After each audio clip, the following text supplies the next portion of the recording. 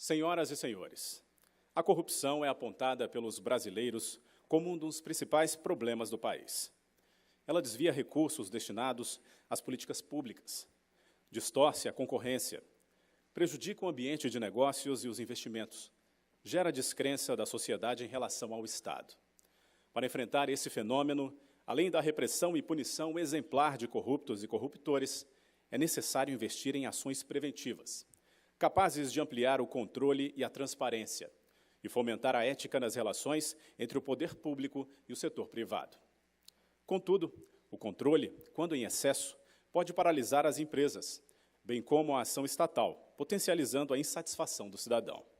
Para mitigar essa situação, é necessário o equilíbrio entre as medidas clássicas de controle e de gestão da ética para estimular, a longo prazo, uma cultura organizacional de respeito às normas e de integridade.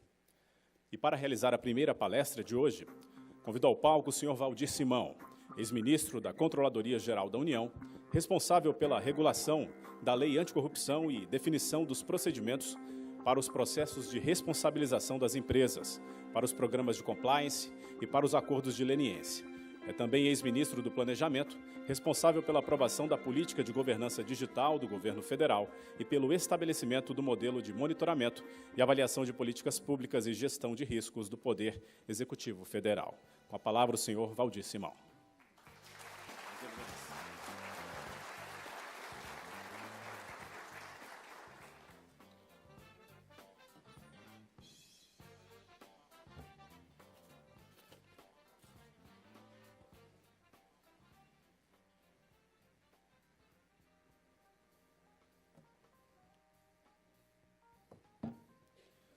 Bom dia, é um prazer estar com vocês nessa manhã fria de São Paulo, para falarmos um pouco sobre a questão da governança, da transparência, da ética e a importância desses princípios para a gestão pública e também para a gestão privada. Quero saudar o Osório, que é o presidente do Conselho Curador, e é também membro do Conselho Fiscal do Movimento Brasil Competitivo, entidade irmã, posso dizer assim, da FNQ, e entidade à qual também pertenço, sou membro do Conselho Curador. Temos uma agenda muito estreita na busca da ampliação da competitividade do país e na busca da ética como fundamento para as relações entre o setor público e privado. Dr. Jorge Gerdau, que é o presidente do nosso Conselho Curador, é também do Conselho de Notáveis da FNQ, há, portanto, muita sinergia. Cumprimentar o Jairo Martins, meu amigo, presidente executivo da Fundação, e senhoras e senhores congressistas. Quando o Jairo me convidou para falar na abertura desse congresso, eu tive dois sentimentos. O primeiro, de alegria, exatamente porque a agenda da Fundação é uma agenda com a qual eu me identifico plenamente e boa parte da minha vida profissional me dediquei à busca da excelência na gestão nas organizações públicas como entidades transformadoras da vida das pessoas. E um outro sentimento de dúvida, qual abordagem que deveria utilizar para falar a um público tão seleto e, posso dizer hoje, de especialistas no tema gestão da ética, compliance. Eu acho importante e decidi fazer uma abordagem complementando certamente aquilo que foi falado já ontem nas oficinas, me parece que o Wagner esteve com vocês aqui, falando sobre os programas de integridade e que certamente serão objeto também dos painéis. E fala um pouquinho sobre o day after, né? O que vai acontecer após isso tudo. Eu li outro dia que alguém dizendo que o que a gente está vivendo, na verdade, não é o ápice da sujeira, mas o início da limpeza. E com essa visão otimista que nós temos que encarar o momento atual. Alguns dias atrás, eu assisti uma fala do Gianetti, e ele dizia, se socorreu de uma frase do Fernando Pessoa, para justificar o momento atual. E Fernando Pessoa tem uma frase com a qual concordo, que diz que extraviamo-nos a tal ponto que devemos estar no bom caminho. Essa certeza, ou dúvida, ou expectativa de que devemos estar no bom caminho, é que vai nortear a minha fala. Não quero fazer concorrência também, até porque não teria competência para isso, com o Leandro Carnal, que certamente, com muita mais habilidade, explorará o tema da gestão da ética. Certamente vocês vão ser brindados por uma fala. Aliás, o Leandro Carnal é um sujeito com o qual eu me identifico muito, não só esteticamente, mas também intelectualmente. E certamente vai fazer uma abordagem muito mais precisa do que a minha. O fato é que, de fato, nós estamos passando por um momento de transformação no Brasil. E essa relação entre o setor público e o setor privado está sendo escrutinada. Eu acho que está claro para todo mundo o que nós não queremos mais como sociedade. A última pesquisa da Datafolha voltou a colocar a corrupção no primeiro ponto, junto com saúde, de preocupação da sociedade, como o principal problema a ser enfrentado no país. E não é por outro motivo. Nós não podemos imaginar, certamente, que essas coisas aconteceram do dia para a noite. E também, como disse aqui o Jairo, nós não podemos ser resilientes com isso. Nós precisamos nos indignar e dizer que é chegada a hora de dar um basta a essa relação promíscua entre o setor público e o setor privado.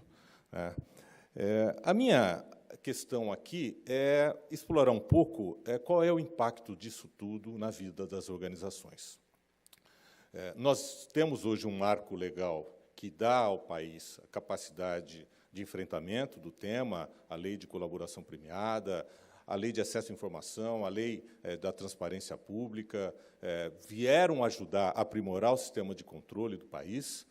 A lei anticorrupção também, com todos os seus problemas, que são objeto de uma análise minha, num livro recente que publicamos sobre os acordos de leniência, mas ela trouxe também avanços significativos e ferramentas para a administração pública melhorar ou, pelo menos, identificar e punir atos lesivos contra a administração. Mas é preciso entender qual é o impacto disso na vida das organizações. Primeiro, a lei anticorrupção, ela apesar de ser chamada lei anticorrupção, boa parte dos ilícitos não estão relacionados à corrupção. Estão relacionados à gestão dos contratos e o sistema de licitações de compras governamentais. Há dois tipos ilícitos administrativos de corrupção, mas certamente foi correta a nomenclatura de lei anticorrupção, porque esse era um tipo administrativo, de ilícito administrativo, não previsto até então com a claridade que trouxe a lei anticorrupção.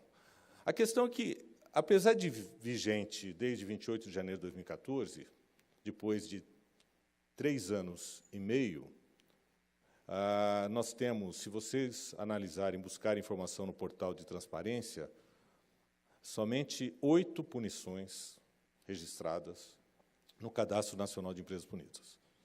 Esse cadastro, previsto na lei, é obrigatório para todas as administrações públicas, federais, estaduais, Distrito Federal e municipal. Toda empresa punida com base na lei anticorrupção, com uma multa prevista na lei anticorrupção, tem que ter esse registro no chamado CNEP, Cadastro Nacional de Empresas Punidas. Até, como eu disse, esse momento foram 4 empresas punidas pela Infraero e 4 empresas punidas pelo governo do Espírito Santo. Em todos os casos, salvo um equívoco da minha parte, por problemas relacionados à licitação.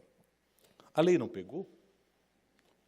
Ou será que as pessoas, a partir da publicação da lei, passaram a ter um comportamento ético e, portanto, não passíveis de punição? Ou é muito cedo para dizer que a lei anticorrupção ainda não pode ser aplicada a contento? Temos que esperar para ver, mas é muito importante que as administrações públicas comecem a adotar o rito de processos administrativos sancionadores da lei anticorrupção e, no âmbito do governo federal, previstos pela Controladoria Geral da União, para punir empresas que tentam ou fraudar um processo licitatório ou, então, que praticam atos de corrupção. Eu sou bastante otimista. Eu sempre fui e eu acredito que esse país se tornará o país dos nossos sonhos. Depende da gente. Como disse aqui também o Jairo, nós temos que fazer as escolhas corretas. A nossa... portanto, a minha fala principal, já estou entrando nesse tema, tem a ver com o dia depois. Qual vai ser a herança de todo esse processo que o país está passando na vida das nossas organizações, sejam elas públicas e privadas? De antemão, digo também que não sou contra programas de compliance. Ao contrário, como ministro da CGU, publiquei 3 guias de programas de integridade, um para a administração pública. Sempre defendi que a administração pública precisa também de programas de integridade como um sistema de proteção institucional para as empresas estatais, que podem ser objeto ou alvo de atos de corrupção, mas também podem, eventualmente, praticar ilícitos administrativos, e para as empresas privadas. Também não sou contra a gestão de riscos. Tive a oportunidade de publicar, o ano passado, a portaria de gestão de riscos no âmbito do governo federal, que completou recentemente 1 ano. Era o prazo para as organizações do governo federal se adaptarem a essa portaria, deixando claro como é que deveriam ser tratados os riscos. Mas a questão é que, como resposta aos escândalos, o que vem? Mais controle. E, às vezes, vem controle de onde a gente menos espera. É muito confortável a pessoa que está sendo acusada, por exemplo, como corrupto, responder, se está empoderada para isso, com novos atos de controle. Eu estou respondendo ao apelo da sociedade, implementando e assinar tratados anticorrupção, por exemplo. Essa é uma questão bastante importante. E qual é o resultado no curto, médio e longo prazo? Se nós analisarmos ou compararmos a teoria do controle com o que reza os programas de integridade, nós vamos ver que nós estamos falando da mesma coisa. Eu vou me socorrer da teoria do COSO, do controle, que diz que os componentes são, primeiro, o ambiente de controle, fazendo um paralelo aos programas de integridade e compliance, quer dizer, como é que a organização é responsiva à questão da ética, da integridade, qual é o comprometimento da alta administração, o patrocínio que ela dá. Segundo, o gerenciamento ou mapeamento dos riscos. É impossível fazer controle sem saber exatamente do que eu estou tratando, aonde eu estou exposto. Os programas de integridade também têm esse componente. O terceiro são as atividades de controle, ou seja, o conjunto de políticas e procedimentos para fazer frente aos riscos que eu mapeei na minha organização. Outro componente que é o mesmo no controle e nos programas de compliance.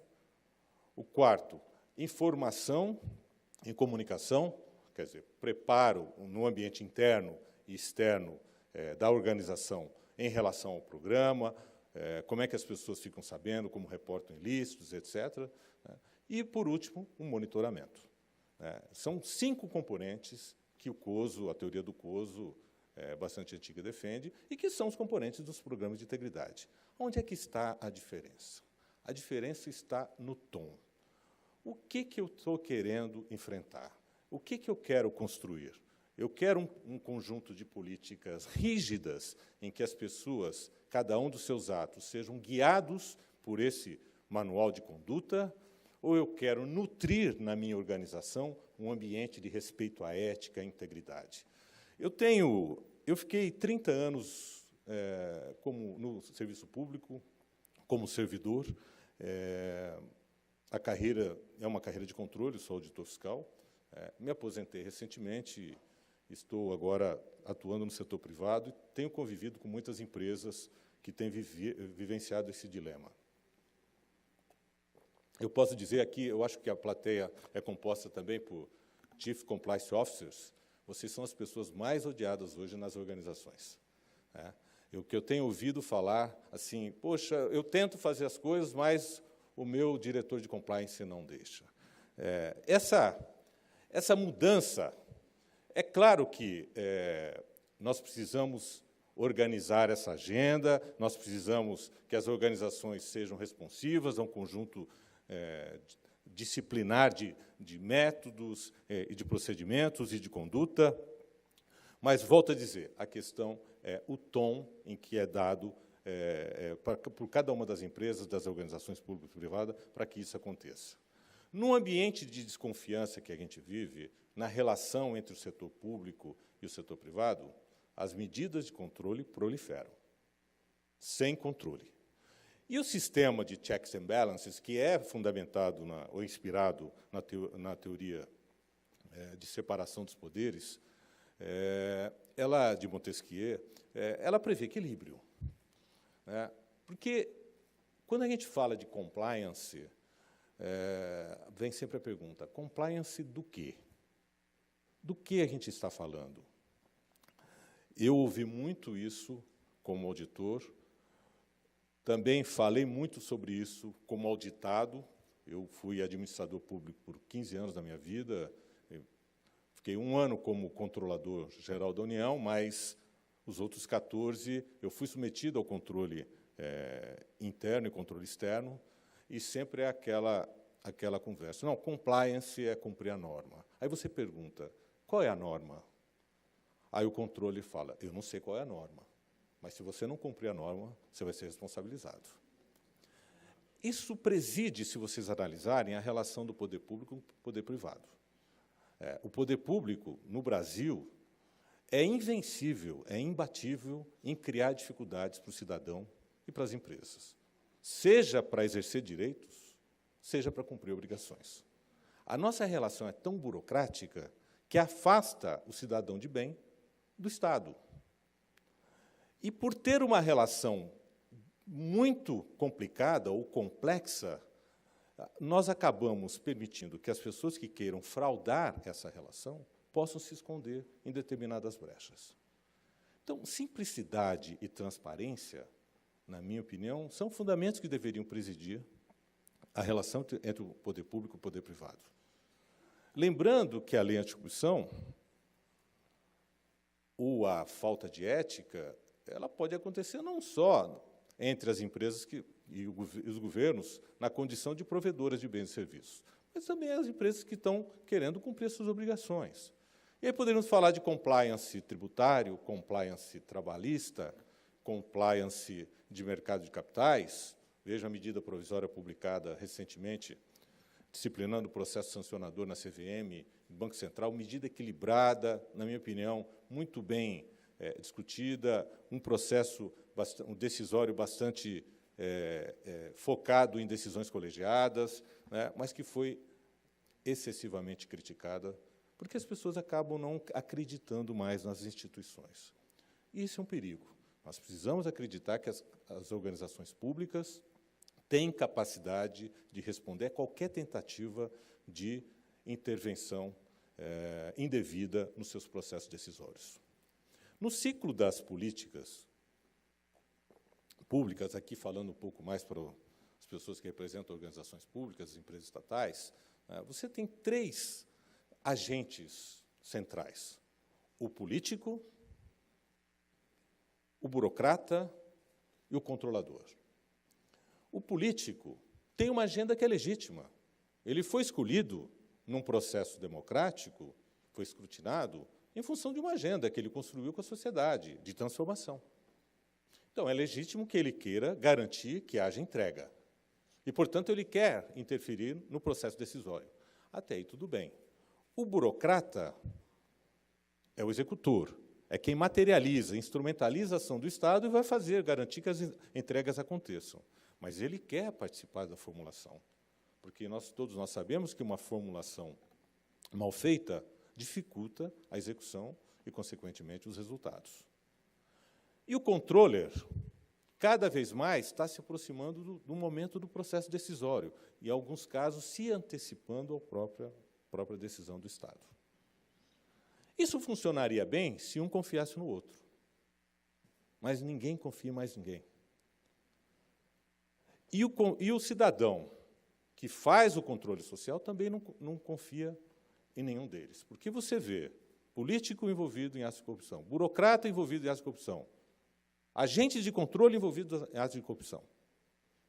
Em quem confiar? Então, restaurar a confiança mútua e nas instituições é fundamental. Talvez, no caso da administração pública, é claro que, se nós tivermos um sistema de proteção institucional, nós vamos diminuir o risco de atos de corrupção e ilícitos administrativos. Esses dias atrás, eu fui entrevistado por uma importante fundação de uma empresa privada, que está agora com um projeto na área, tem um projeto na área educacional, está iniciando um projeto na área de gestão pública. Eles me perguntaram, Valdir, qual, na tua visão, é o principal incentivo hoje para uma pessoa ingressar no serviço público? Eu disse, olha, não existe e não existirá outro incentivo, outro atrativo, que não a vocação. Ninguém entra no serviço público para ganhar dinheiro. Aliás, eu acho que os concursos públicos deveriam ter um recall, ao que a gente chama de período ainda de estágio probatório, para verificar se a pessoa se realizou naquela função. Porque o que a gente mais vê hoje são servidores públicos que querem, depois de entrar, galgar posições incompatíveis com o desenvolvimento de carreira, por exemplo, no setor privado, e uma remuneração também compatível com o crescimento profissional. É impossível o que o Cortella chama de miogenização das relações. O que acontece no poder público é com uma certa frequência, as corporações tentando capturar o Estado. Não há outro incentivo, outra motivação para o ingresso no setor público que não seja de servir ao cidadão. E esse ingresso, eu não sou daqueles que defendem que todas as posições tenham que ser ocupadas obrigatoriamente por servidores de carreira.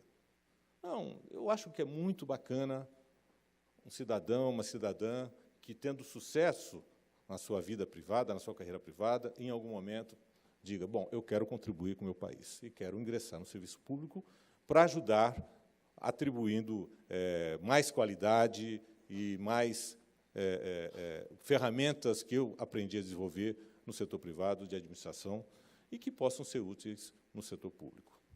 Que mal há nisso? O que muda é a intenção das pessoas.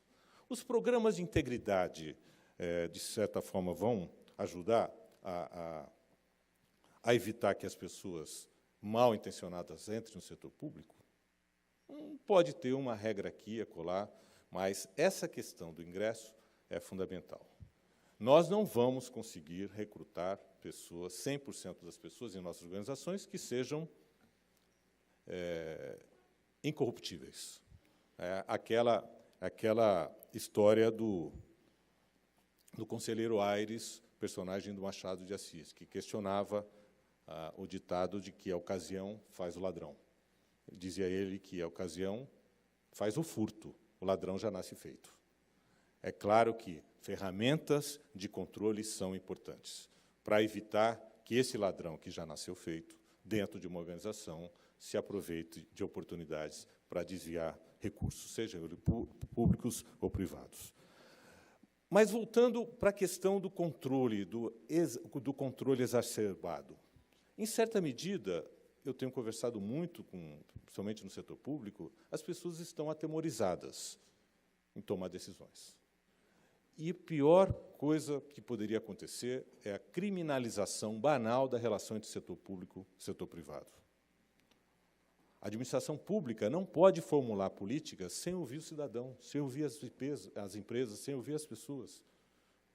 Há aquelas que serão alvo das políticas do Estado. E um administrador público trancado num gabinete é de um perigo enorme, viu, Osório? Às vezes tem ideias que certamente vão complicar muito a vida da sua empresa, a sua vida como cidadão. Essa relação ela precisa existir. E é claro que a relação ela tem que ser pautada por princípios de ética e transparência, para que as pessoas não sejam colocadas sob suspeição. A pior decisão é a não decisão, ou a decisão que nega o direito ou a requisição do cidadão porque não está de acordo com o manual, o chamado by the book, né? E aplicar uma norma abstrata a um caso concreto sempre exigirá um nível de discricionariedade. Nós precisamos garantir que as pessoas tenham essa liberdade em tomar decisão e que as decisões sejam presididas pela ética. Alguns dias atrás, uma matéria, acho que um dos jornais de TV, falando sobre o caso dos bebês com microcefalia, que nasceram no ano passado e agora estão precisando de determinado leite para garantir o seu desenvolvimento. E a matéria era centrada na questão de o leite não estar entre a lista de bens daquilo que é fornecido nas farmácias populares. E o jornalista falou, olha, não está na lista? Põe na lista. Sim, mas se alguém não tomar a decisão de colocar na lista, nenhum administrador público ou servidor na ponta da linha vai entregar uma lata de leite para uma mãe. E há um custo da ausência da decisão tempestiva que nunca é mensurado, que é o custo na vida de uma criança dessa, que não teve oportunidade de desenvolvimento adequado, quando precisava, por uma ineficiência estatal, ou por um processo de desconfiança na ação de um agente público que faz com que ele simplesmente tome a decisão de negar aquilo que seria um bom senso comum, o direito. O tema do controle exacerbado não é novo, né? Nós temos, na história, alguns experimentos que demonstram o impacto do controle cego à obediência na vida das organizações. Na década de 60, Stanley Milgram, um psicólogo social americano na Universidade de Yale, fez uma pesquisa, um experimento, em que ele colocava dois personagens, um como professor e o outro como aluno. O aluno era um ator, né? E o professor era uma pessoa escolhida, que estava levando aquilo muito a sério, e o professor submetia o aluno a um processo de identificação de palavras. Ele passava um conjunto de pares de palavras, e toda vez que ele falava uma das palavras, o aluno tinha que responder com o par certo para aquela palavra. Toda vez que o aluno errava, ele levava um choque. Estava ligado numa máquina, e o choque era fictício. Do experimento de Stanley Milgram,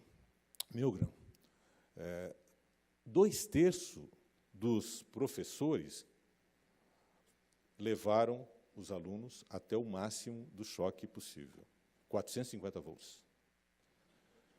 E os alunos, é lógico que, a partir de determinada potência, reclamavam. Não, mas eu não estou aguentando isso, eu quero parar, por favor. E cada hesitação do professor, o experimentador, o Stanley Milgram, eu usava até 4, no máximo 4 incentivos para que ele continuasse. 2/3 foram até o final. E, pasmem, senhoras e senhores, 100% dos professores levaram os alunos a choques até 300 volts. A obediência cega causa esse tipo de coisa. Quem tiver curiosidade, esse filme está disponível no Netflix, retrata, é um filme novo de 2015, retrata um pouco da experiência de Stanley Milgram, que é bastante interessante. Falando em filme, existe um filme também chamado Compliance, não sei se alguns senhores assistiu, de 2012, que é um caso verídico, real, que é passado numa lanchonete americana, dessas em que o sanduíche, a confecção do sanduíche segue padrões e manuais bastante rígidos no seu processo, né? Fatia de queijo, bacon, etc., etc. E a gerente da lanchonete recebe uma ligação de alguém se dizendo ser da polícia e que estava com uma cliente da lanchonete na delegacia, dizendo que foi furtada por uma das funcionárias, com nome X, né? E queria que a dona da lanchonete ou a gerente da lanchonete submetesse a funcionária a uma revista que leva algum tempo, a pessoa é aprisionada numa sala, tem que ficar nua, o filme é perturbador, mas que explora um pouco dessa questão da nossa obediência cega à ordem, à autoridade e à perda do discernimento das pessoas na aplicação de determinada norma. No final do século XVIII, Jeremy Bentham, um dos últimos iluministas, criou um conceito de arquitetura que ele chamou de panóptico, que seria uma arquitetura destinada a presídios, a hospícios, a hospitais, escolas e oficinas. E ela consistia numa construção fechada, redonda, com uma torre de vigilância no centro, e cada uma das salas ou prisões se tinha, a partir dessa torre, uma visão plena. De cada uma das salas não se tinha visão das demais salas. O panóptico era iluminado a partir de janelas existentes em cada uma das salas ou celas, né, que jogavam a luz para dentro do panóptico e, ao mesmo tempo, tiravam a visão de quem estava em cada uma das salas da torre de vigilância. E a própria torre de vigilância era construída com um sistema de biombos que era impossível saber se tinha alguém ali te observando. Michel Foucault, num livro bastante conhecido, Vigiar e Punir, que tem um capítulo destinado à disciplina, ele analisou um pouco a questão do panóptico, né? Esse é o projeto original do panóptico, ali a visão de quem estava na cela, né? E ele analisou, o Michel Foucault analisou o sistema panóptico idealizado pelo Bentham. Ele traduziu como um poder visível e inverificável. Visível porque é a torre, eu estou vendo. E inverificável porque você não deve saber que está sendo observado, mas tem que ter a certeza que poderá ser. Né?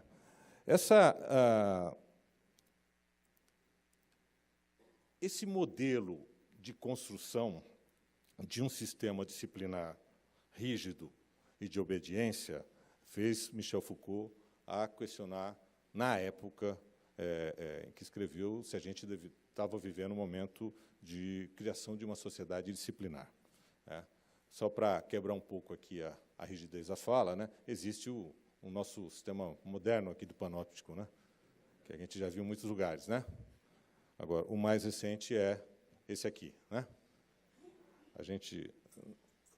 A mania nacional hoje é a gravação.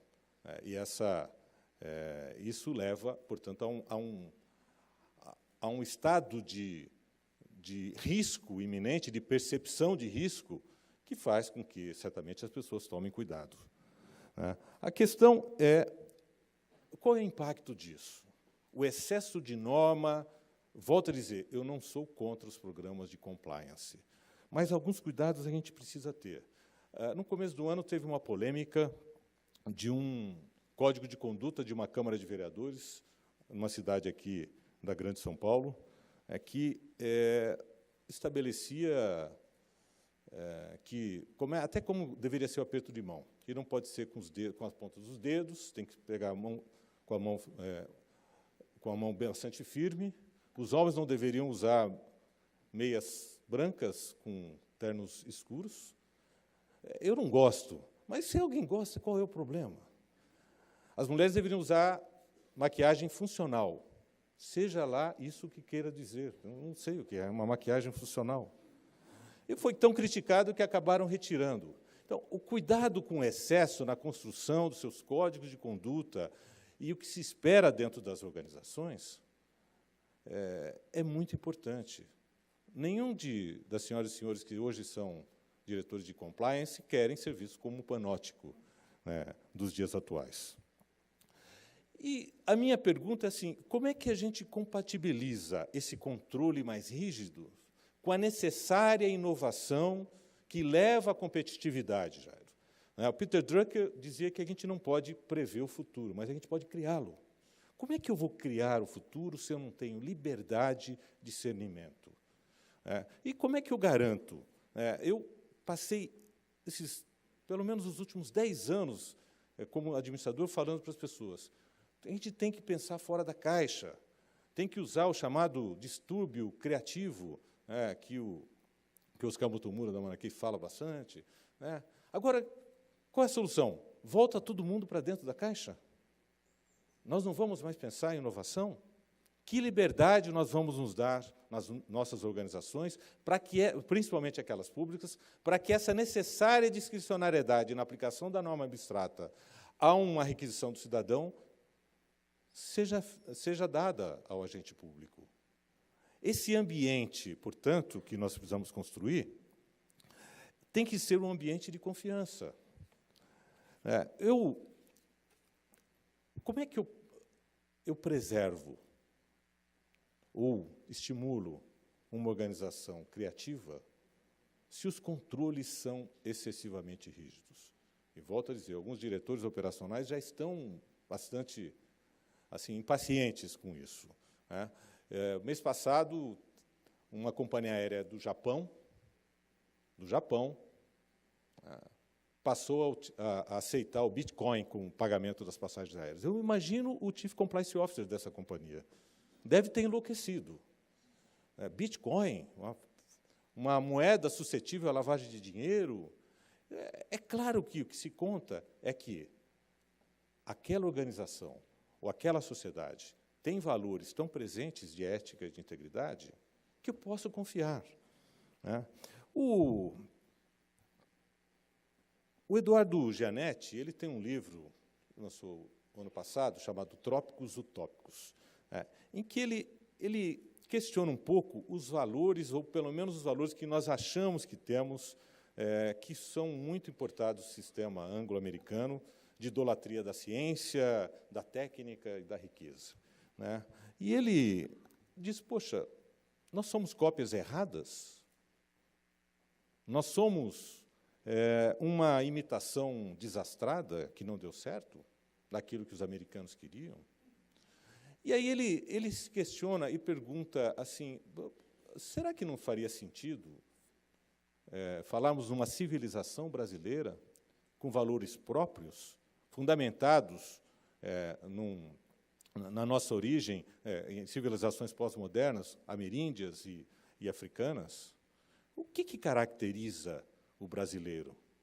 O congraçamento, a criatividade, a espontaneidade, a efetividade?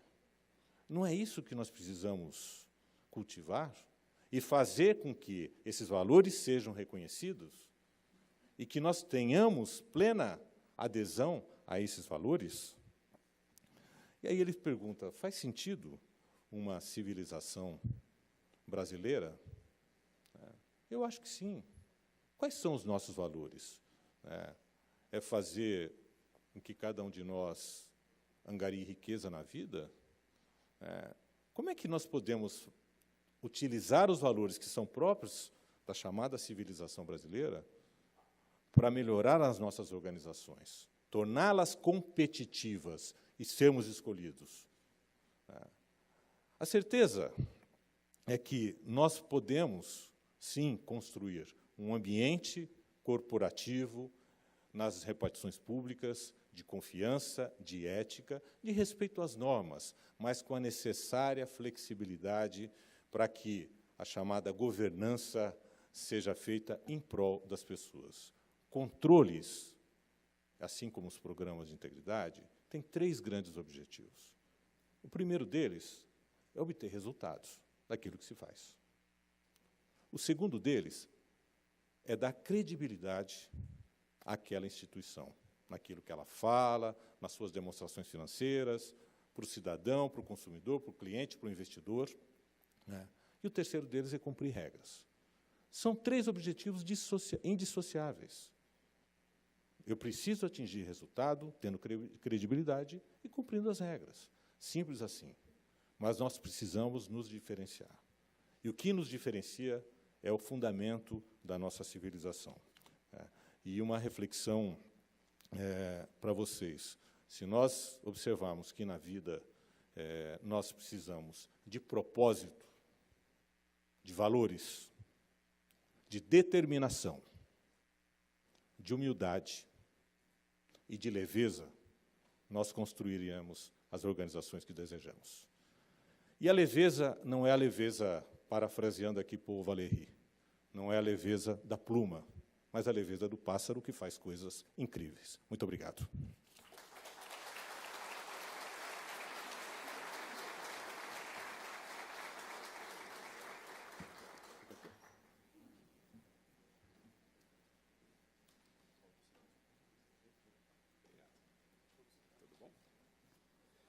Bom, agradecemos ao senhor Valdir Simão pela palestra tão inspiradora e vai permanecer conosco no palco para a sessão de perguntas. Conosco também o senhor Reinaldo Gotto, coordenador do GT Anticorrupção da Rede Brasil, do Pacto Global e diretor da Compliance da CIMES, para fazer a moderação das perguntas. Lembrando, se quiserem fazer as perguntas aos nossos convidados, fazê-las por escrito no bloquinho que está dentro da sacola de vocês. Receberam, nossos recepcionistas estão à disposição para receber as perguntas, ou pelo WhatsApp, 0 Operadora 11 97449 1331. Não esqueçam de colocar nome do painelista e também direcionar a pergunta. Portanto, para o início da sessão de perguntas, com a palavra o senhor Reinaldo Gotto. Bom dia a todos, muito obrigado, Jairo, Bardage, pela oportunidade, também a Fundação, né, uma grande honra estar aqui. Muito obrigado também, Dr. Simão, pela palestra, acho que é bastante esclarecedora e é bastante motivadora também. Acho que vale sempre né, a ressalva, né, ou seja, para não ser uma pessoa odiada, né, ou necessariamente, né, a pessoa para evitar as vendas, né, acho que a gente precisa, tem que ter essas reflexões, né. Para quem não sabe, né, o Dr. Valdir Simão ele publicou também um livro bastante interessante, tá, o Acordo de Leniência na Lei de Anticorrupção. Eu gostaria de começar por aqui, tá? Lembrando a todos, tá, que vocês podem mandar suas perguntas por WhatsApp, de alguma forma mágica ela vai aparecer aqui para mim, tá? Mas eu gostaria de começar justamente com duas passagens bastante interessantes do seu livro, né? Relacionados exatamente à sua primeira fala sobre a lei anticorrupção, né? Que o senhor menciona que é importante ter em mente que a iniciativa legislativa não surge do vácuo, mas sim do cenário de compromissos firmados em diversos países. Ou seja, a lei brasileira não é uma jabuticaba necessariamente, é alguma coisa que foi discutida internacionalmente, né? E complementando, né, em verdade, a Lei 12.846, que é chamada Lei Anticorrupção, né, não pode ser interpretada de forma isolada, mas dentro do que vem sendo chamado de microsistema jurídico anticorrupção, né? E eu acho que a imprensa, talvez de uma forma um pouco equivocada, né, colocou muito a questão da lei anticorrupção só única e exclusivamente em função do movimento das ruas, né, mas talvez não tenha dado o exato valor de todo o trabalho que foi feito pelo senhor e pela sua equipe na elaboração da legislação, né, que também, na nossa opinião, foi um processo bastante democrático, bastante aberto. Gostaria que o senhor pudesse elaborar um pouco sobre esse arcabouço ou esse panorama de como foi a elaboração da lei anticorrupção aqui no Brasil. Bem, nós temos, primeiro, é importante dizer que a corrupção é um tema global, né? A Transparência Internacional coloca como um problema sistêmico que impacta todos os países, alguns mais, outros menos. Infelizmente, o Brasil, nós temos uma percepção bastante alta, e aqui não vale o ranking, é a questão da percepção. A percepção do brasileiro de corrupção é bastante alta e, de fato, ela se justifica, né? A lei anticorrupção, a proposta da lei anticorrupção, na época não estava na controladoria, foi encaminhada num momento em que o Brasil vinha aderindo a convenções internacionais, as três principais da ONU, da OEA e da OCDE. E a questão é que, como a lei foi encaminhada em 2010 e foi aprovada somente em 2013, no auge das manifestações de rua, que começaram em junho de 2013, e, de certa forma, ela foi também uma resposta à sociedade, se coloca um pouco isso. O tema específico do Acordo de Leniência é que foi a novidade, porque a proposta inicial não tinha previsão do Acordo de Leniência na Lei Anticorrupção, que é uma ferramenta, é um instrumento baseado no modelo americano e que funciona muito bem por lá. A grande dificuldade no Brasil é, mais uma vez, a questão da confiança mútua nas organizações ou nas instituições, né, que se traduz também em segurança do próprio colaborador, né? A pergunta que eu faço assim hoje quando eu sou consultado, né, dentro da prática dos modelos de integridade, tenho certeza que vocês aprenderam isso, está a cooperar com as autoridades, né? Você tem um sistema robusto, ele é bastante eficiente, mas ele não é 100% seguro, né, para impedir a prática de um ato lesivo. De repente, o teu agente público ou um agente de representação, um terceiro, paga uma propina para um agente público no interior do país para obter uma licença. Às vezes, licença que ele teria direito, mas que está demorando tanto tempo que a única forma foi pagar, né? Isso acontece muito, né? Mas pagou e está errado. A empresa tem que ser responsabilizada. Ora, a empresa identifica, responsabiliza, corrige, etc., e coopera com as autoridades. Aí, primeira pergunta, mas qual autoridade? É a CGU? É o Ministério Público? É a Prefeitura? É o CAD? É a AGU? É o Tribunal de Contas? Para quem eu reporto? E, na via das dúvidas, bom, eu vou fazer o seguinte, eu vou ficar quietinho, né, porque, senão, eu vou me expor mais ainda. Isso vem acontecendo, porque ainda há insegurança no colaborador. Essa discussão, essa insegurança nas colaborações mais recentes está indo para dentro das organizações, dentro de algumas organizações públicas, do sistema judiciário, você coloca em discussão, em dúvida também, colaborações. Mais uma vez, usando do meu incorrigível otimismo, eu acho que esse é um processo de aprendizado. Nos Estados Unidos, esse instrumento demorou 15 anos para que ganhasse maturidade. Estamos começando agora. Acredito muito que nós estamos evoluindo e vamos chegar a um bom termo. Quando esse processo mais difícil, que nós estamos passando mais árido, de responsabilização e de identificação, passar, nós vamos ter, desde que a gente zele para que o ambiente, na sequência, seja um ambiente de confiança, a gente vai ter um modelo bastante mais maduro.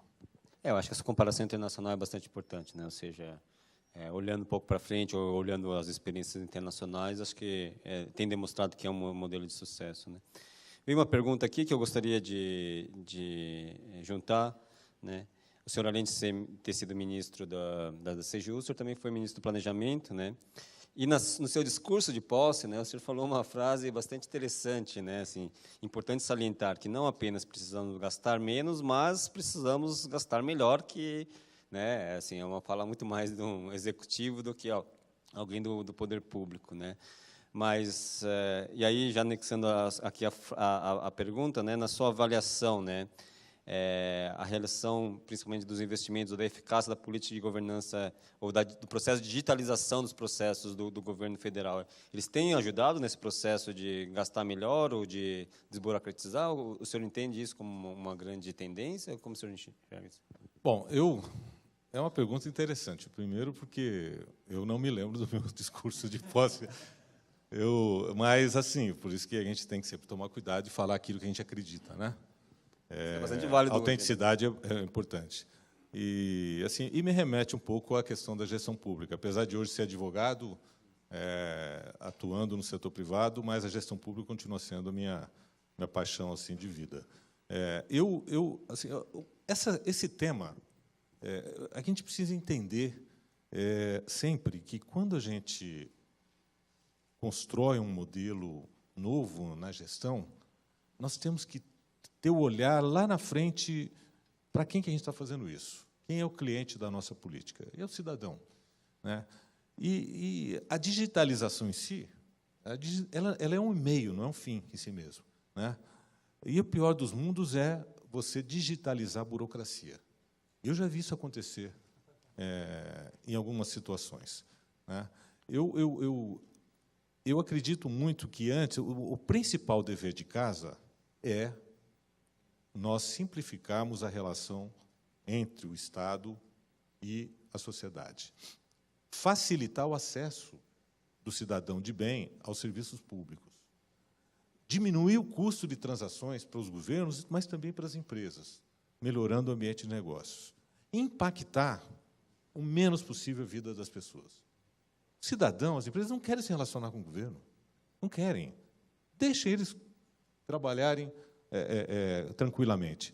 E é claro que a digitalização ela é uma ferramenta para facilitar essa relação, mas com o seguinte cuidado. Boa parte da nossa sociedade ainda é analógica, não é digital. Eu sempre, como administrador público, eu sempre fui assim um admirador do que alguns países como a Inglaterra fizeram. A Inglaterra tem um portal de serviços públicos que é fantástico. E, sem vergonha, eu digo que me inspirei nisso quando a gente idealizou lá o portal de serviços, integrando todos os serviços públicos. Mas o ano passado eu assisti um filme, você vê que eu estou falando bastante de filme, a minha quarentena foi maravilhosa, né? Eu botei em dia a minha agenda aí de... Mas tem um filme que eu recomendo a todos que lidam com política pública, que explora a situação, chama Eu, Daniel Blake, que ganhou Cannes o ano passado. Ele explora a relação de um trabalhador britânico que teve uma enfermidade que o impossibilitou de trabalhar, e, por não poder trabalhar por recomendação médica, teve um problema de coração, ele procura uma agência pública para obter serviço.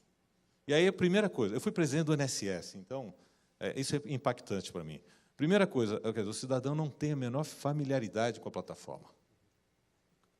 Ele vai tentar obter informação na agência de atendimento, e ele uma servidora que tenta, na verdade, é um serviço terceirizado na Inglaterra, tenta ajudá-la, é repreendida. Você não pode fazer isso. Deixa ele se virar sozinho. A plataforma é para as pessoas usarem. Problema dele, se ele não sabe usar a plataforma. Então, essa sensibilidade, nós, ou vocês que são administradores, principalmente aqueles que atuam no serviço público, têm que ter. Né? Entender quem é o cliente da política e se todos eles têm à sua disposição aquele tipo de serviço. Agora é claro que a digitalização, a virtualização, traz facilidades que fazem com que as pessoas não precisem guardar documentos, as empresas também não precisem guardar volumes enormes de arquivos, facilitando a vida de todos. Né? Ok. Tem algumas perguntas que eu gostaria de juntá-las, tá? Mas elas também vêm em encontro, tá, com uma crítica bastante forte, ou não uma crítica, né, mas algumas conclusões do seu livro ao final, relacionado, né, a uma certa insegurança, vamos dizer assim, ou instabilidade dos acordos de leniências que estão sendo feitos com as empresas, né? Justamente das eventuais disputas entre as diversas autarquias que podem existir no país, tá? E também, né, por óbvio, né, acho que a gente está vivendo um momento onde existe um grande questionamento sobre os acordos que estão sendo firmados, né? O senhor viu alguma evolução, ou o senhor agora na iniciativa privada, como o senhor tem visto a questão dos acordos, ou o que precisaria ser feito, vamos assim, para melhorar? Bom, eu acho que a pior coisa do mundo é você tentar deslegitimar instituições públicas, que têm trajetórias, são respeitadas. Eu falo com muito orgulho que eu fui ministro da Controladoria Geral da União, é uma organização pública fantástica. E achar que um ministro de Estado vai ser responsivo ao interesse não republicano porque foi nomeado por determinada autoridade e que a estrutura daquela organização vai ser responsiva ao titular, que é um equívoco. As organizações não se curvam a interesses não republicanos. Há situações de desvio de conduta? Claro, em qualquer lugar. Até em instituições que a gente imaginava que eram imunes a esse tipo de coisa, ao mal feito. Né? Nós vimos gente do Ministério Público preso, gente de Tribunal de Contas presa, de Estado. Então, o desvio de conduta pode acontecer em qualquer instituição. Né? Agora, nós precisamos respeitar o processo do dia a dia das organizações. Eu cito como exemplo a medida provisória publicada semana passada, 784, que institui processo administrativo sancionador no Banco Central e no mercado de capitais. que uma medida equilibrada, com um processo decisório equilibrado, contemplando decisões colegiadas, né, garantindo celeridade ao processo administrativo, que custa caro para o contribuinte, né, facilitando o entendimento, a transação. Ora, quem pode transacionar o valor da multa? É quem pode aplicá-la. Se eu tenho competência para aplicar e não posso transacionar, reduzir a multa em troca de informações úteis ao processo administrativo é um equívoco.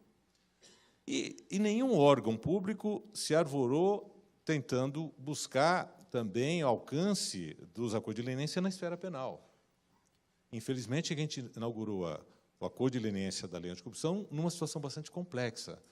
E eu, pessoalmente, defendo os acordos que o Ministério Público vem fazendo. Defendo isso, inclusive, no livro. Eu e Marcelo, com quem escrevi, que é um servidor da Controladoria Geral da União. Agora, é importante entender que, em alguns casos, é do dia a dia da gestão pública, responsabilizar empresas, fornecedores, aplicar multa. Isso está previsto na legislação de licitações há anos, e é do dia a dia das organizações.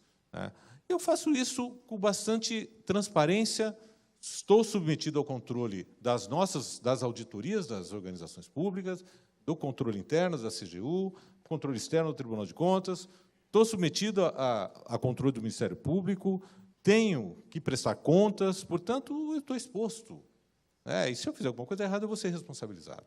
Então, eu acredito muito em que mais uma vez, passado esse período mais difícil, nós vamos estabilizar esse processo. O que não dá é para transferir a gestão, atos de rotina da gestão, para instituições que não sejam da administração pública. Isso seria até confortável para alguns administradores públicos. Eu não tomo mais decisão, passo para o tribunal ou para o Ministério Público tomar decisão em meu nome. Mas isso seria péssimo para o cidadão, péssimo para as empresas. Nós precisamos dar celeridade e confiar que as instituições farão um trabalho adequado. Tirando isso, entender que o calor do momento pode ser traduzido aí em posições mais exacerbadas, de críticas, de desconfiança. Mas nós não podemos nos deixar afetar e nos atemorizar, como somente os administradores públicos, em tomar decisões que são típicas da administração pública. Bem, infelizmente, acho que só temos tempo mais para uma última pergunta, e aí eu pediria para a senhora, além de responder, fazer suas considerações finais. Tá? Eu também tenho vários funcionários, e muitas vezes os funcionários eles não falam muito bem na nossa frente vamos assim, com o risco de serem chamados de puxa-saco, né? Mas eu posso lhe dizer, tá, que os seus ex-funcionários, né, eles costumavam falar muito bem do senhor, né? Porque eles tinham muito respeito do senhor pela sua carreira técnica, né? Eu escutei de várias pessoas, como a Patrícia, o Hamilton, o Renato, falando que ele respeitava muito pela sua carreira técnica, né? E eu gostaria de fazer uma provocação justamente na direção que o Jairo falou, né, sobre o loteamento político. Porque acho que para nós, vamos dizer, da iniciativa privada, talvez pior do que o excesso de judicialização no legislativo, né, é o excesso de influência do legislativo no executivo. E o executivo ele precisa ter uma agenda, ele precisa executar, né, que acho que está faltando muito no país hoje. Como o senhor vê que a gente pode tentar evitar um pouco esse loteamento político ou mudar um pouco esse caráter de excesso de influência do legislativo sobre o executivo no país?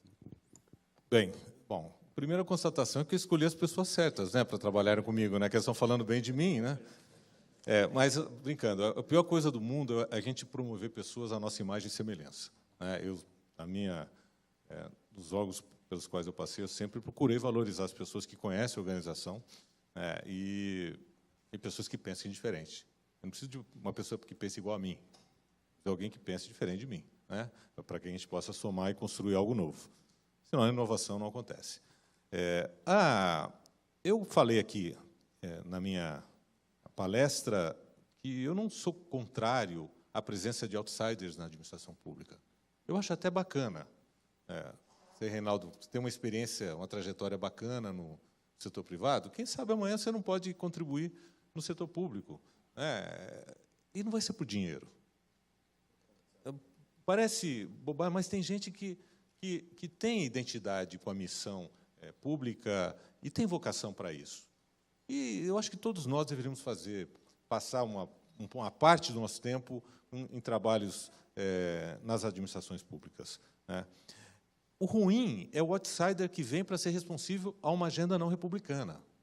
Volto a dizer que o político que é eleito, que tem uma agenda que precisa fazer a entrega, porque ele vai ser responsabilizado no controle democrático nas próximas eleições, se ele não entregar, ele tem que garantir que aquilo aconteça, né? E eu não vejo problema nenhum e o político ele ter identidade com o administrador, com o burocrata que vai fazer as entregas. Mais uma vez, a questão é o propósito. O que eu quero?